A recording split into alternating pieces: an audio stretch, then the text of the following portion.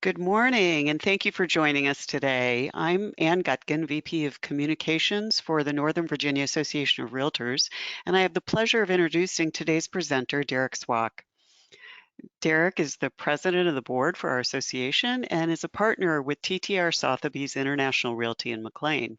He's managing broker for the firms McLean and the Plains offices in Virginia, and he's a licensed broker in Virginia, Maryland, and DC. Prior to his involvement with residential brokerage, Derek worked in hotel development, acquisitions, and franchise sales for several national lodging chains. He's a graduate of Cornell University with an undergrad degree in hotel administration and an MBA with a concentration in finance. So, Derek, thanks for being here today. Hey, good morning, and sorry to everyone. We had some technical issues, so that's why we're starting about 15 minutes late. So, hello, good morning. As Ann mentioned, my name is Derek Swak, and I'm the 2021 president of the Northern Virginia Association of Realtors.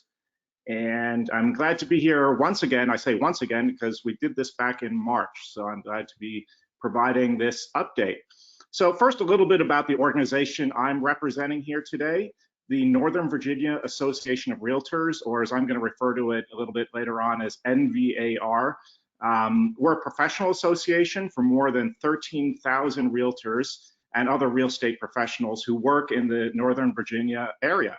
NVAR provides a wide variety of resources to support our members and also to protect your rights to buy, own, and sell property in Northern Virginia. That work includes lobbying to support our ability of realtors to effectively serve their clients, and also to support property rights at the local, state, and national levels. We do this in collaboration with our state and local counterparts, the Virginia Association of Realtors and the National Association of Realtors. We also offer education and training to ensure that our members have the most up-to-date information available related to laws and regulations that impact their clients and the housing market. This ensures that they are acting with the utmost professionalism during the home buying and selling process. You may have seen television commercials or advertisements produced by the National Association of Realtors demonstrating that's who we are. It's a capital R for Realtor. So let me advance my slide if I can. One more, let's see here, 1 second.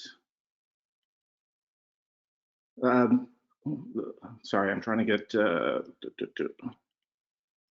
the right slide. So we are also tuned into the latest technology and digital innovation, providing resources that enable realtors to stay ahead of the trends that impact our industry.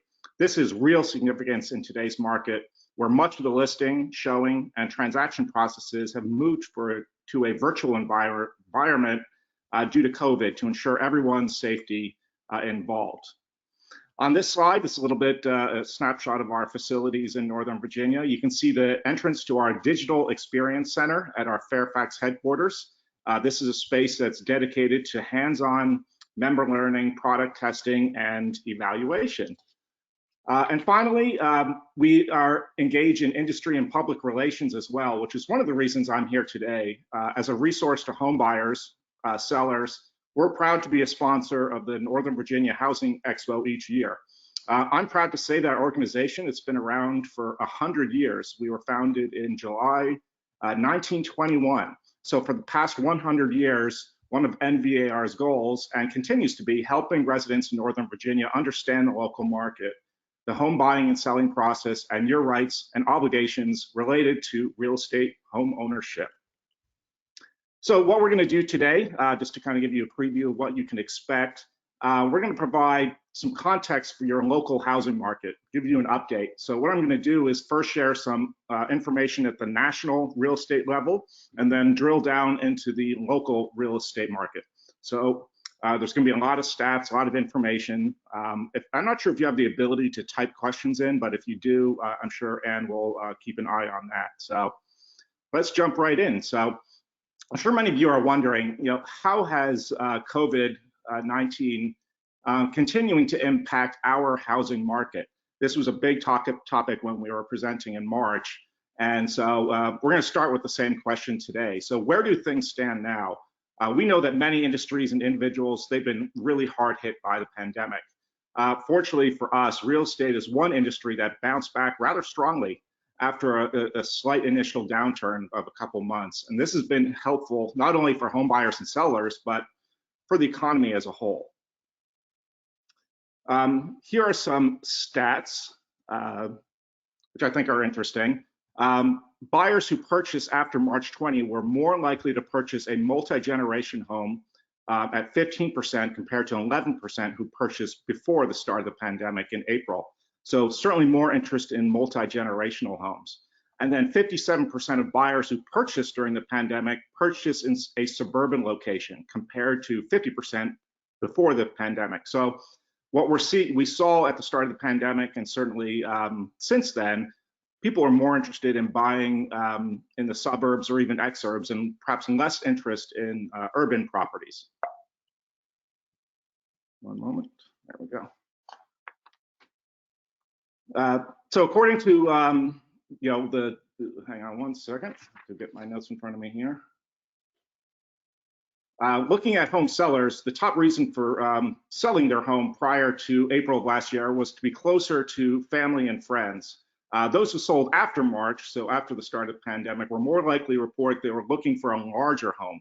So it's interesting, people kind of change what they were looking for in a home. What we also saw was a very interesting use of technology. That's probably the biggest difference. The use of using virtual tours was much more significant at post-pandemic. So 27% of home sellers use a virtual tour after the start of the pandemic versus 16% prior. So much more interest in viewing a house online before actually going to see it in person. According to a July Realtors Confidence Index survey by the National Association of Realtors, the pandemic continues to impact how people live and work.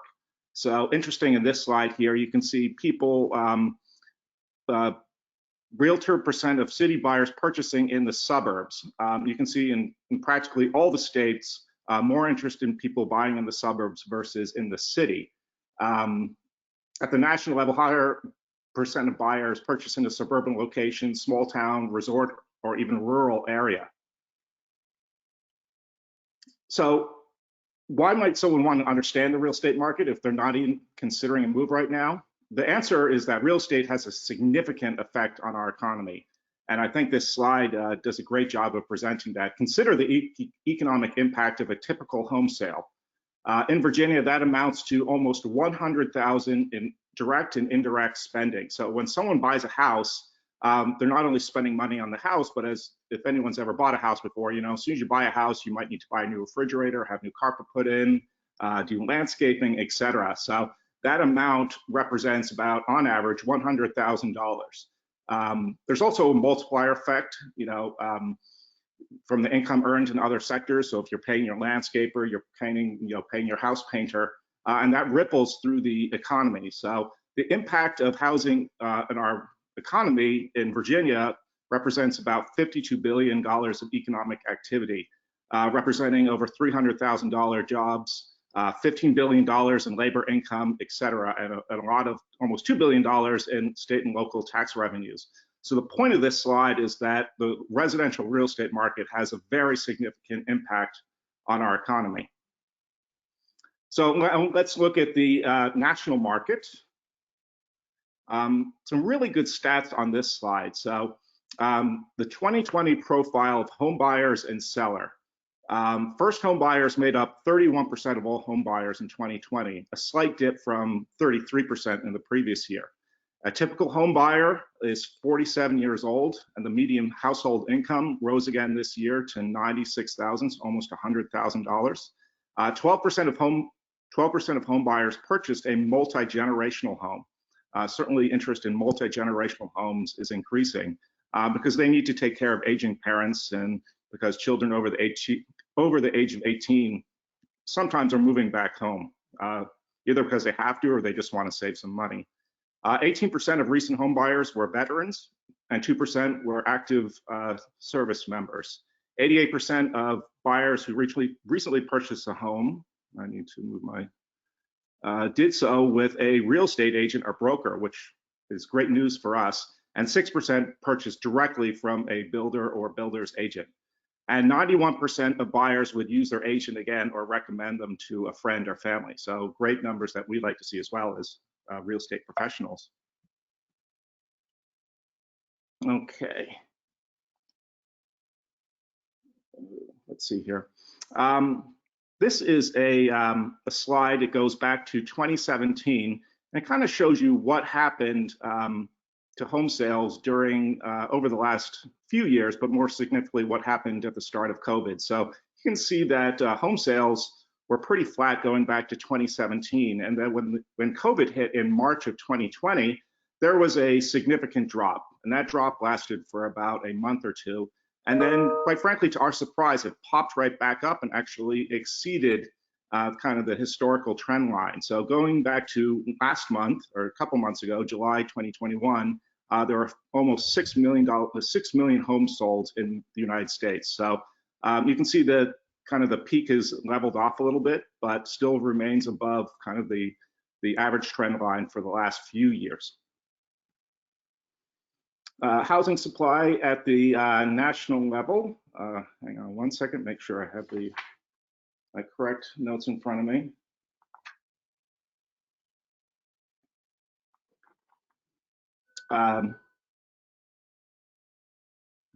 Okay, this is the supply of homes available to be sold. So we use this term quite a bit. It's the housing supply. It's the number of months of supply. So let's say there are 10 homes available on the market, and in a given month you sell 2 of them. That means there's 5 months of supply. It would take 5 months at that rate to sell all the homes available in the market. So as you can see at the national level, which is the blue line, the supply of homes available for sale has been dropping. In fact, if you even go back, say, 4 years, it was at a much higher level.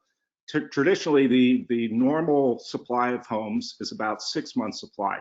And you can see now it has dropped, if you look all the way to the right, down to 3 months. The condo supply market is a little bit higher. We certainly saw a rotation from condos into single-family homes. More people were less interested in condos than they were in single-family homes, and that trend continues, as you can see. All right, single-family homes. We're also facing a shortage of new homes being built in the U.S. There was a housing shortage before the pandemic, and that shortage has become more pronounced during the pandemic. So home building needs to be ramped up. Yet in July, housing starts fell by 7%. So you can see that blue line permits. That's kind of a forward-looking indicator, because a builder pulls a permit on a property. That's obviously that home is going to be built. And you can see over the last couple of months, that blue line has dropped. So to provide a little more context, starts are estimated by the Census Bureau and based on a survey of permit holders each month. Typically about half of single-family homes are started in the same month that the permit is issued. I'm sure you've heard in the news about shortages of lumber and other materials needed for manufacturing homes. According to the National Association of Home Builders, the lumber shortage has caused an increase in the price of building a home, adding an average of more than $24,000 to each newly constructed home. In a recent survey of builders, the NAHB reports that 89% view building materials as their #1 challenge, followed closely by the availability of materials and labor. So this is a interesting slide that compares kind of the short recession that we have once COVID started to the Great Depression. And the Great Depression, I'm not talking about the one that was in 2007. I'm going all the way back to 1930s and kind of comparing it. So during the Great Depression, the unemployment rate was 25%.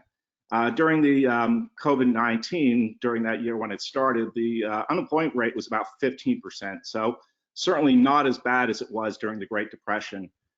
Job losses were very abrupt. It occurred over, just over a couple months versus very steady job losses over the Great Depression.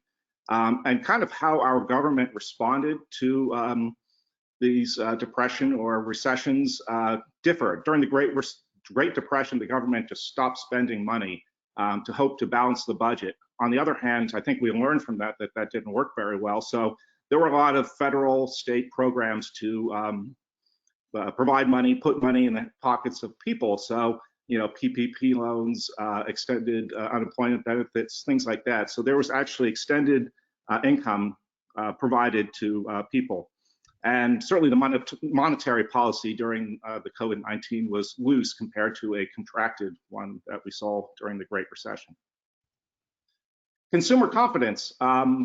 Consumer confidence, it's measured in two ways to show sentiment about present circumstances and also sentiment about what people expect for the future. It was relatively unchanged in July, followed by gains in each of the prior 5 months. The index was in July was 129, up from 128. The present situation index rose slightly, and consumer expectations nationwide for about 6 months in the future was virtually unchanged from the prior month. Spending intentions increased in July with a larger percentage of consumers saying that they plan to purchase a home. So we like to see this slide. It means that people feel confident about the future. Certainly right, you see the little gray line. That was when COVID hit. You can see consumer confidence dropped pretty abruptly, but it's right back to where it was before COVID. So we like to see that. I think this is one of my favorite slides. Certainly the way that we do business and the way that homeowners or home buyers are looking at properties has changed since the start of COVID. So I'm going to go to the very bottom. You know, these are things, okay, what do you think that, you know, certain trends that are going to endure? And certainly the trend that most people think is going to endure since the pandemic is an increase in telecommuting and work from home. And the least would be decreased interest in proximity to transit. So, you know, it used to be everyone wanted to be near a metro station or a train station or other way to get to work, and that is less important these days. Being able to increase, you know, being able to telecommute or work from home, what we're seeing now is that people don't just want one home office, they want two home offices. It's interesting, we do some work really further out in places like Fauquier County or Culpeper County, and one of the most desired aspects of a home out there is really good internet. It's one of the top things when they're describing a house, like this house has fantastic internet. Maybe we all take that for granted, but when you're out there, sometimes things are not wired and you have to get your internet from satellite. So certainly, you know, telecommuting, working from home is a trend that we think is going to continue to endure. All right, looking at the mortgage markets, you know, I think in 2020, the average 30-year fixed mortgage was 3.1%. We expect that to remain relatively flat, stay at 3.1%, but we do expect that interest rates are going to go up. So we expect by the end of 2022, 30-year mortgage is going to go up to 3.7. I mean, really what we're looking at these days are historically very low mortgage rates. I know when I bought my first home back in 1999, I had an 8.25 mortgage, and I thought that was great. But mortgage rates have dropped, and we've almost become accustomed to these super low mortgage rates.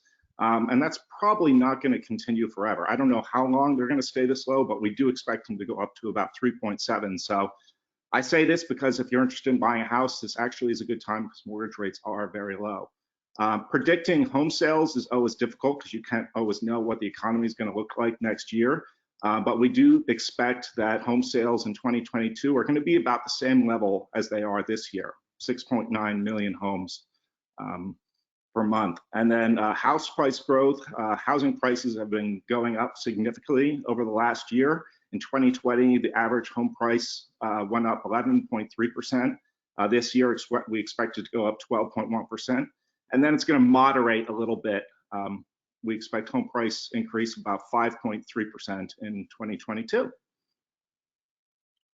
All right, so all of what I've been talking about is at the national level. So let's look at the DC area, Northern Virginia. A lot going on here in this slide, but this is provided to us from our local MLS, and it shows showing activity. So showing activity would be someone who decides they want to buy a house and they go and look at properties, and we can track that information. It's a very good forward indicator, because if more people are out looking at properties, that means there's probably going to be more sales in the future. So I think this is an interesting slide, because if you look at what I'll say is the teal number, that was 2019, so that was pre-pandemic. And certainly real estate sales, it's a seasonal business. It's usually relatively quiet during the holidays.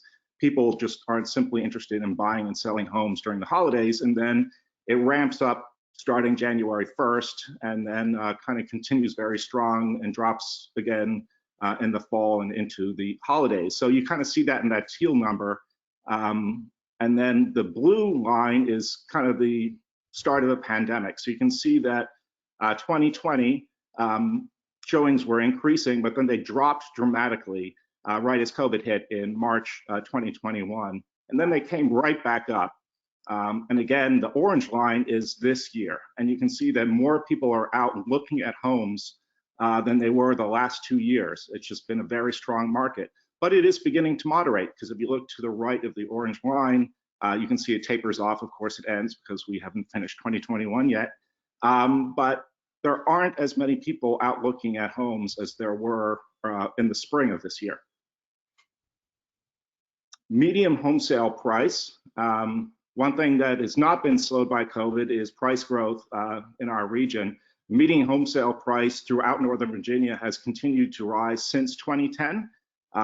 It's interesting, you see the line, it goes up and down, up and down. Most people may not realize, but even within the year, as I mentioned, home sales are seasonal. The average price within a year actually goes up and down, which is why you see the line go up and down like that. But you can see the black line, which is the trend line. It's been increasing steadily since the end of the 2008 recession. Right now, the average home sale price in our area is about $509,000. These are from July 2020. So this was not last July, it was the previous July. So July from the previous year, just 1 month information. So I'm going to show you 2020, but also 2021. Last year in July, the median home sale price increased 15%, which is an astounding number that within 1 month we see a 15% increase. The number of units sold, so those are actually the number of houses sold, increased 6%. So you can see even July of last year, the market was very strong, rebounding right back from a temporary drop from COVID. And this is from July of this year. And you can see things have moderated a bit. The home sale price has only gone up about 2.4%. The number of units sold was up 6%. So as I like to say, it's a very good market right now, but things are moderating. They're reverting back to kind of more of a normal market. We're not seeing those double-digit price increases that we were seeing last year. Okay, permits and inventories. Although building permits did increase slightly in the early part of the year in our region, much of this growth occurred in outlying areas. So the orange line here is inventory, so that's the number of houses for sale, and the green line are housing permits. So again, that's a forward-looking number. Those are builders who are pulling building permits. But as I mentioned, more of the houses are being built further out. Obviously, they do that because land is available, land is cheaper. So we are seeing more homes being built, but they're being built further out. There's less homes being built, inside the Beltway, close in. Most of the home building is being done in Loudoun County, places like that. All right, the Northern Virginia condo market, that's very interesting. The condo market developed in the early part of the year that happens to be unique to Northern Virginia, particularly Arlington, Alexandria, Fairfax County. The year-over-year change in monthly listings in January surged. The numbers began to increase significantly in July of last year and are still outpacing listings in the single family and townhome markets. Several reasons for that change. Just so to reiterate, more condos are available on the market than we've seen in the past. And several reasons for that is that people are more interested in purchasing single family homes. They're moving perhaps out of condos. COVID certainly started that trend. If you can imagine, during COVID, people didn't necessarily want to live in a building where they had to ride up in an elevator or walk down hallways with their neighbors, so they wanted to move from condos to single-family homes. Investors who purchased condos were having trouble finding renters, and owners who were now working from home realized they wanted more space. So, I mentioned before that people didn't want only just one home office, they wanted 2 home offices, and they wanted a pool because they couldn't go to their community pool anymore.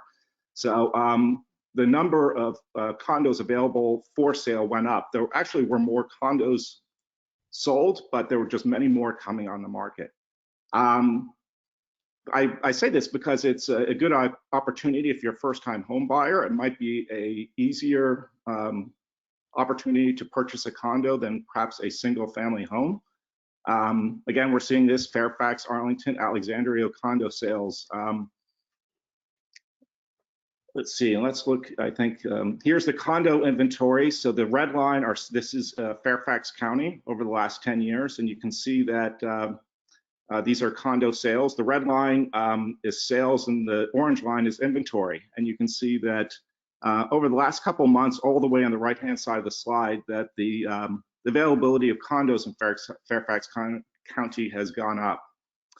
Same with Arlington. You look all the way on the right side of the slide, the green line, a lot of condos available for sale. So again, I'm mentioning this because if you are a first-time home buyer, there's not a lot of single-family homes to purchase, but there are condos.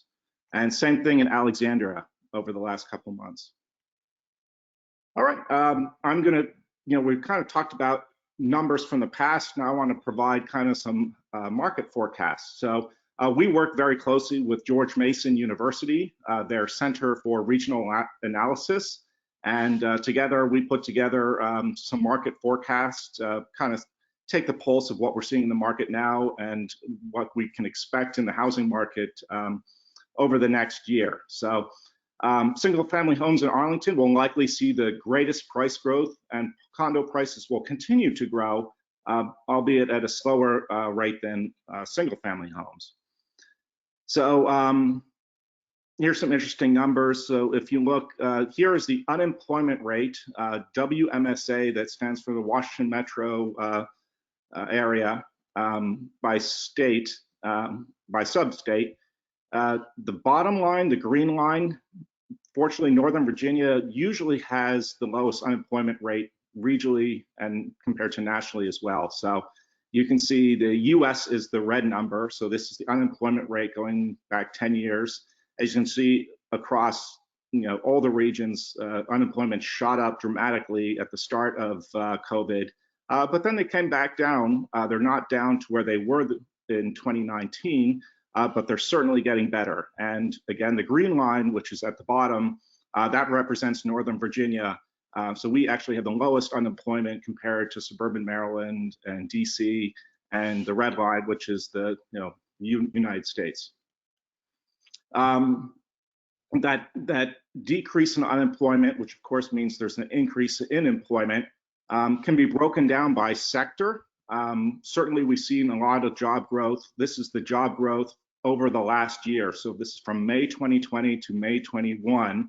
A lot of course, job growth in leisure and hospitality. A lot of jobs, of course, were lost in the restaurant business and the hotel business. But those are coming back strong, and that's why you see a 39% job growth in that.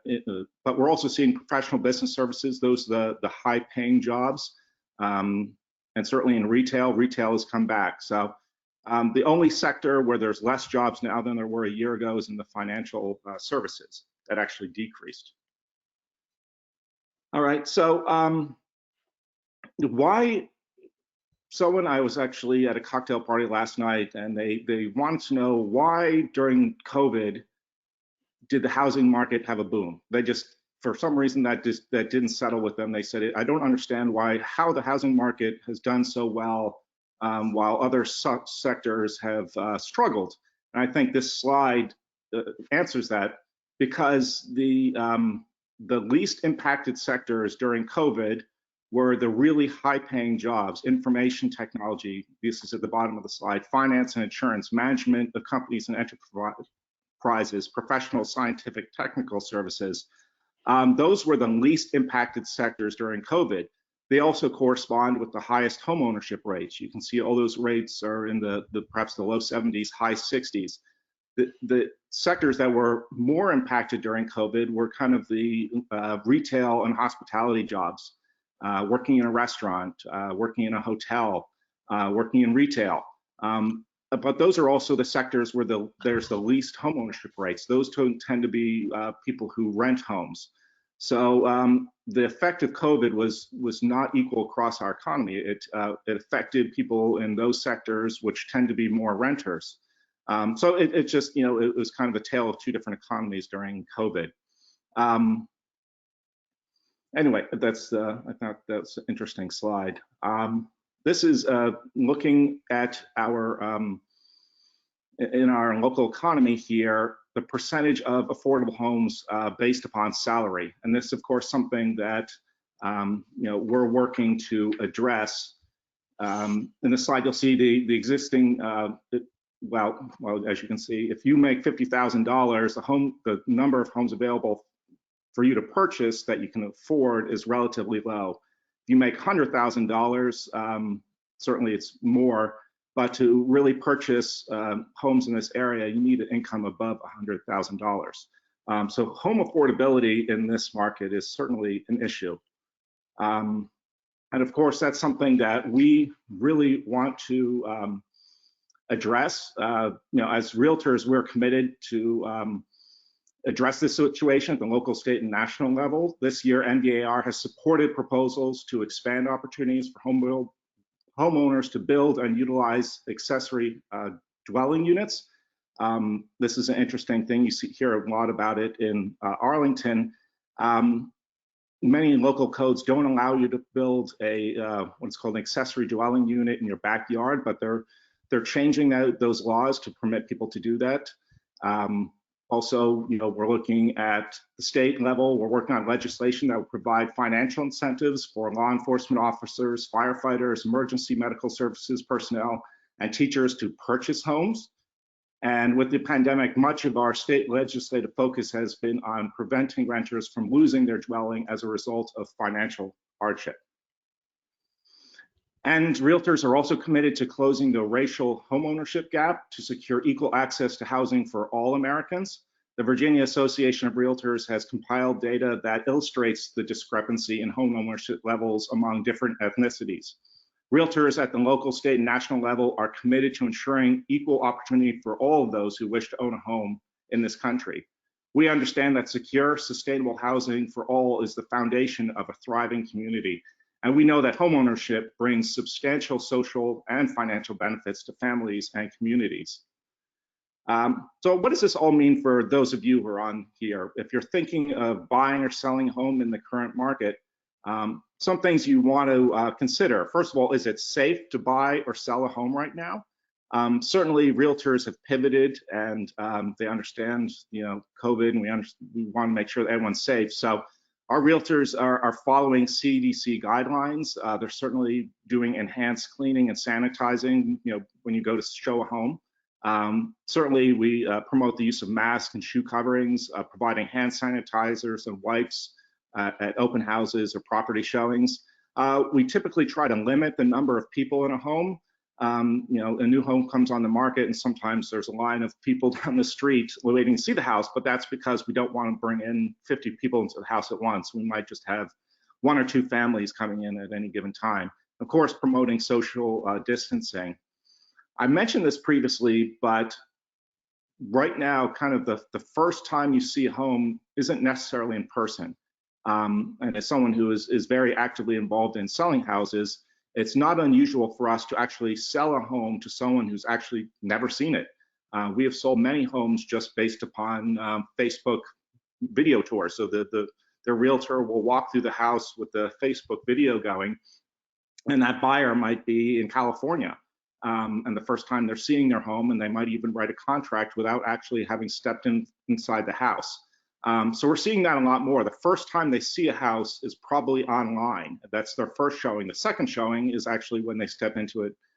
So we're seeing a lot more use of technology to show properties, video chatting with our clients, 3D imaging, There's this thing called a Matterport tour. It takes a house and almost turns it into a virtual doll house, and you can walk through it virtually.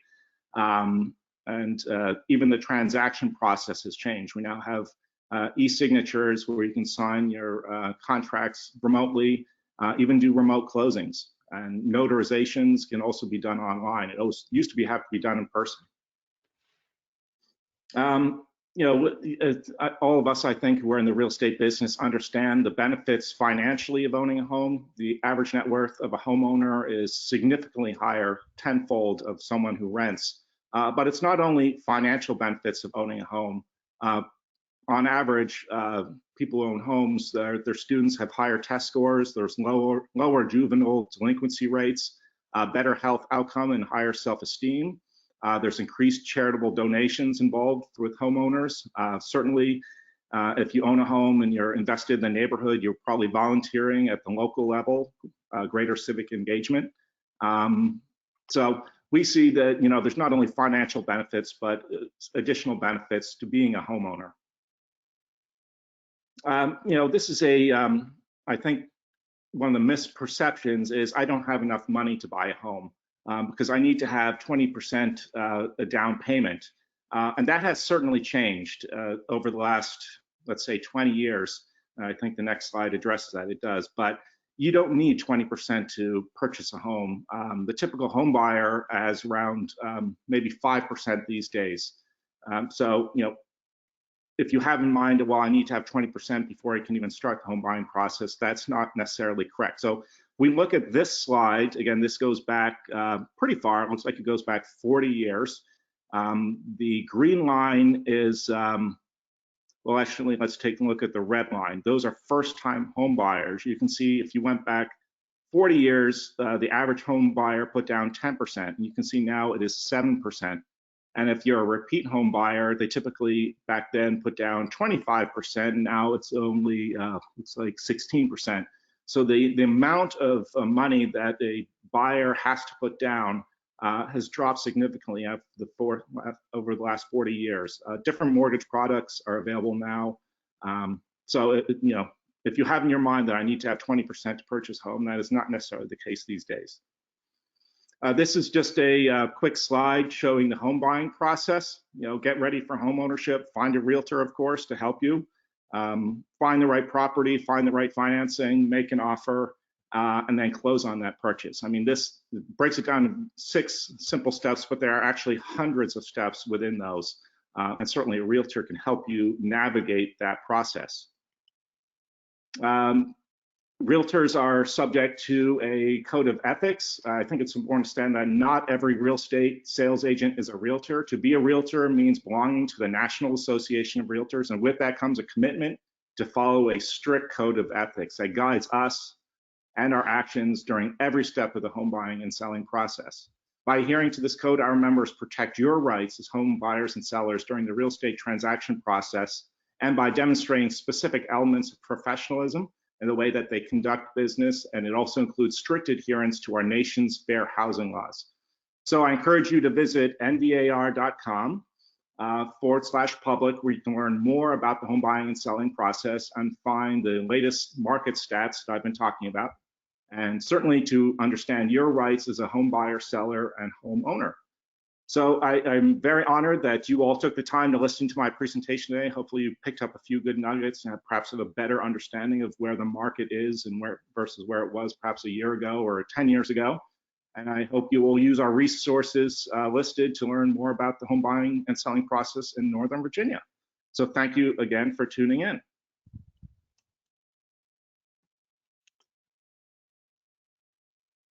Thank you very much, Derek. We do have one question. Thanks also to everyone who tuned in. We have one question about the rental market.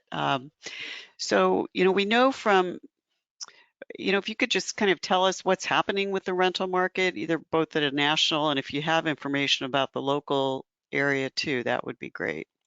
Sure. There's been certainly a double-digit growth in rent growth. There's been record high absorption of rental properties, at a very low vacancy rate. The vacancy rate here is now 5% versus 6.7% pre-pandemic. And because of that, rents have been rising. Again, people are moving out of apartments and they really want to buy single family homes, and that has been driven to some extent by the pandemic. People just have more interested in single family homes and rental properties. So we can expect that rent growth to remain elevated over the next 12 months. Apartment occupancy hit a record high here of 97% in August. So again, we do expect rental prices to continue to increase as people have more interest in single family homes.